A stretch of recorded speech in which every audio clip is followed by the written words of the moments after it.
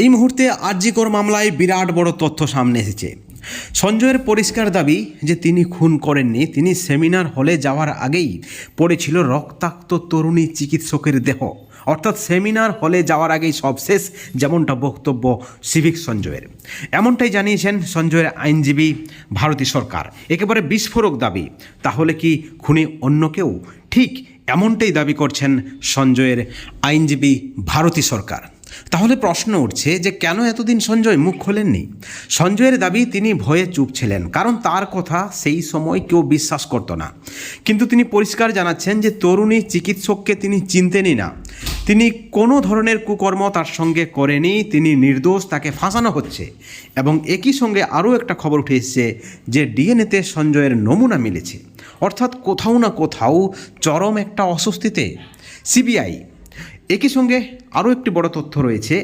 অনেকেই দাবি করছেন যে পরিকল্পিতভাবে খুন করা হয়েছে তরুণী চিকিৎসককে, এবং খুন করেছেন অত্যন্ত ঘনিষ্ঠ কেউ।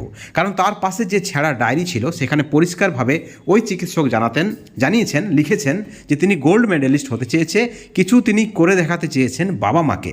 এমতো অবস্থায় তার যে ডায়েরির পাতা সাজানো সেটা কিন্তু একজনের পক্ষে সম্ভব নয়। এবং সেই সঙ্গে সিবিআই সূত্রে দাবি করা হচ্ছে তার যে মোবাইল কম্পিউটার অক্ষত অবস্থায় রয়েছে। অর্থাৎ কোথাও না কোথাও একটা পরিকল্পিত ছক রয়েছে তাকে ধর্ষণ করে খুনের ঘটনায়।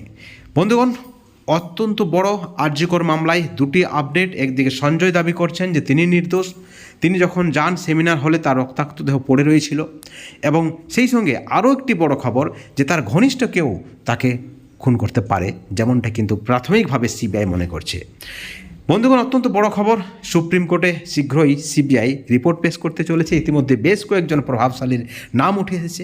অর্থাৎ এই যে ঘটনা ঘটেছে তার পিছনে কোনো একজন ব্যক্তি রয়েছে নাকি একাধিক ব্যক্তি রয়েছে, এই প্রশ্নটাও কিন্তু এই মুহূর্তে মাথাচাড়া দিয়ে উঠেছে।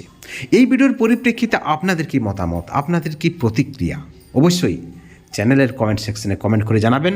এবং পরবর্তী আপডেটের জন্য চ্যানেলে নজর রাখবেন, কারণ সুপ্রিম কোর্টে কি রিপোর্ট দিচ্ছে সিবিআই, সেই রিপোর্টও কিন্তু অত্যন্ত গুরুত্বপূর্ণ এবং তাৎপর্যপূর্ণ আরজি করের ঘটনায়। ভালো থাকবেন, সুস্থ থাকবেন।